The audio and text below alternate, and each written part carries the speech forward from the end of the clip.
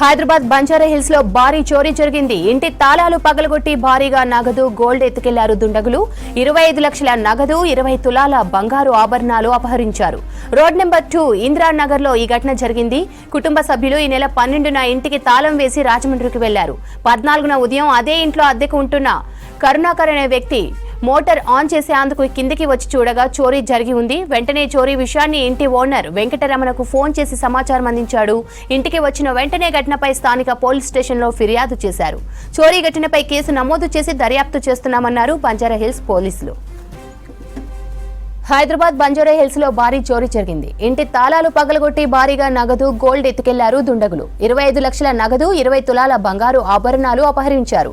Road number 2 Indiranagar లో ఈ ఘటన జరిగింది. కుటుంబ సభ్యులు ఈ నెల 12న ఇంటికి తాళం వేసి రాజమండ్రికి వెళ్లారు. 14న ఉదయం అదే ఇంట్లో అద్దెకు ఉంటున్న కరుణాకర్ అనే వ్యక్తి మోటార్ ఆన్ చేసేందుకు కిందికి వచ్చి చూడగా చోరీ జరుగుంది. వెంటనే చోరీ విషయాన్ని ఇంటి ఓనర్ వెంకటరమణకు ఫోన్ చేసి సమాచారం అందించాడు. ఇంటికి వచ్చిన వెంటనే ఘటనపై స్థానిక పోలీస్ స్టేషన్లో ఫిర్యాదు చేశారు.